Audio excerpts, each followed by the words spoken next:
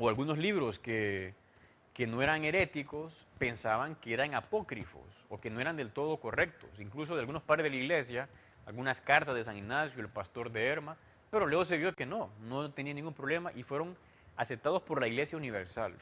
Quizá acá nos puede servir tener el concepto Iglesia Universal. O sea, hace 2000 años, cuando comenzó el cristianismo, no había facilidad de comunicación entre las diferentes comunidades. Unos vivían por aquí, otros por allá, habían 50 kilómetros de separación, pocas veces se veía. Entonces, en unas comunidades se aceptaban unos libros, en otras otras, hasta que ya en algún momento se pronunció la Iglesia Universal.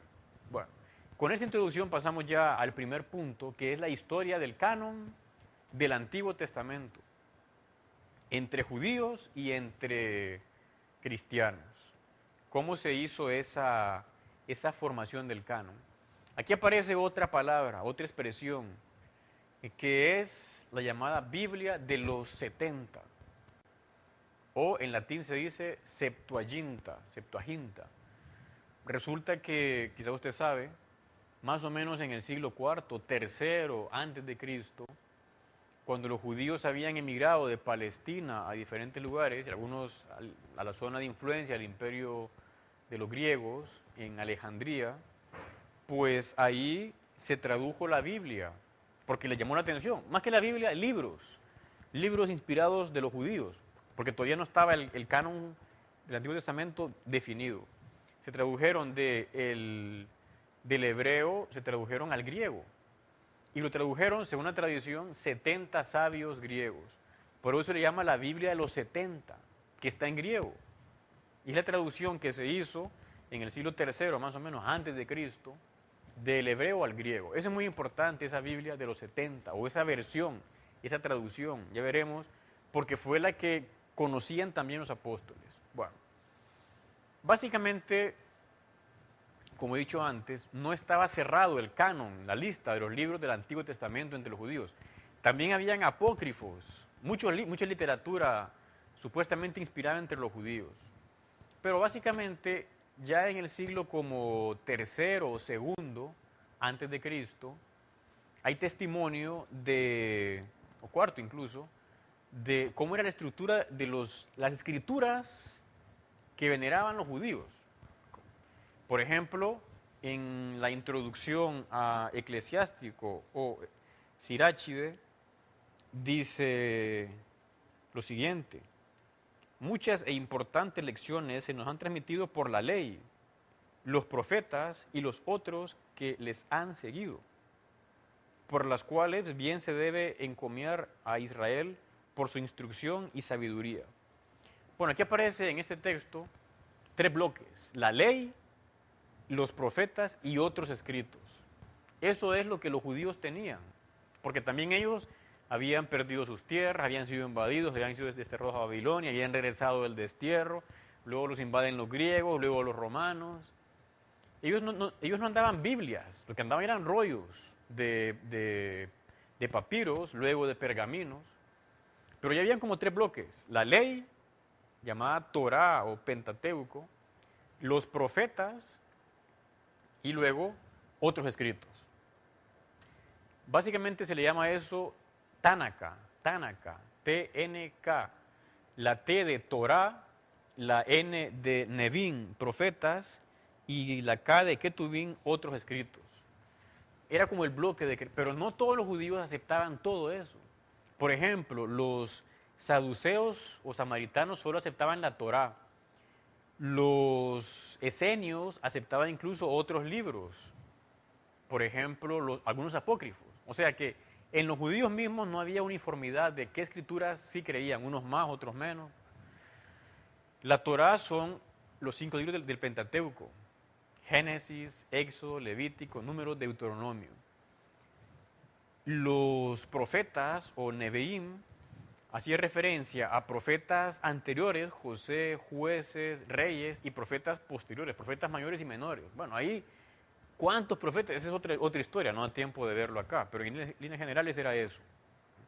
Y por último estaba otros escritos, o los Ketubim. Ahí entraban salmos, sentencias o proverbios. Bueno, pero lo importante es que En el siglo I antes de Cristo no estaba entre los judíos cerrado el canon, no estaba definida la lista de los libros. En parte porque no había necesidad o no había una autoridad única que definiera todo aquello. ¿Cuándo se va a cerrar ese canon? Quizá usted sabe que en el año 70 después de Cristo, los romanos destruyen el templo de Jerusalén. Entonces los judíos se les cae ahí el templo, que era lo más sagrado para ellos. Y al haber esa fragmentación, y sobre todo también por la influencia, la presencia cristiana, los fariseos, que eran un grupo de judíos, van como a tener mucha influencia y ellos van a cerrar el canon, tal como ellos lo entendían. Y podemos decir que los fariseos como que imponen su canon o su idea de lo que son los libros sagrados al resto de los judíos. Pero había ahí un problema, que espero que me comprenda, y es que en el siglo I después de Cristo comienzan a ver que hay como dos tradiciones o concepciones de lo que la Biblia es.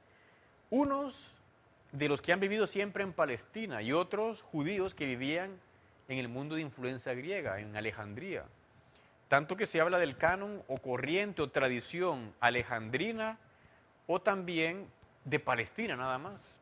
¿Qué pasa? Los de Alejandría sí aceptaban como inspirados los 7 libros llamados ahora deuterocanónicos y los de Palestina no. Entonces se da esa como controversia de que si aceptaban los 7 libros deuterocanónicos del Antiguo o no se aceptaban. Bueno, a final de cuentas no lo van a aceptar las autoridades judías fariseas. Y parece que hacia el siglo II después de Cristo, en el llamado concilio de Yavne o Yamnia, la secta farisea, pues, bueno, ahí discuten otras cosas en un libro, pero hacia esa época se va cerrando y va quedando como establecido ya el canon de los judíos. Tanto así que no van a aceptar esos 7, llamados deuterocanónicos.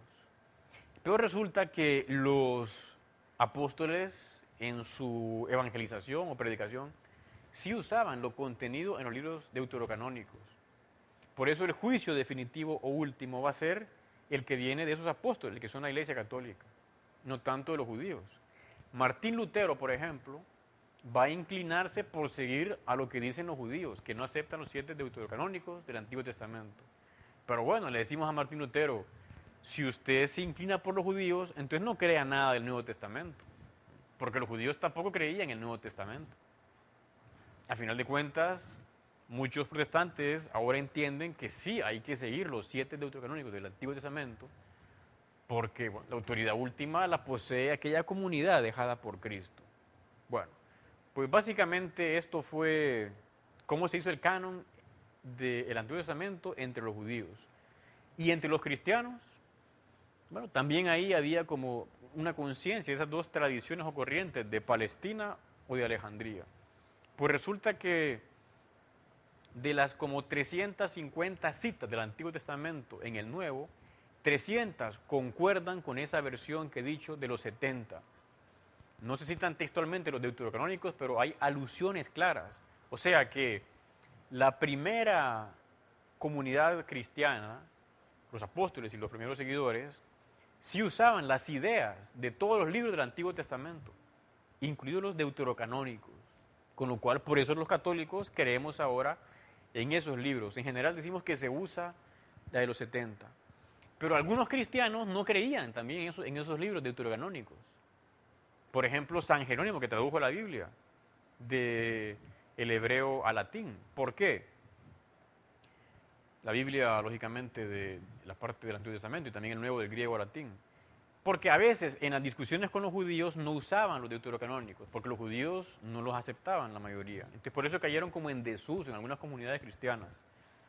Después, algunas comunidades por miedo a que esos libros deuterocanónicos fueran de un falso autor o que fueran gnósticos.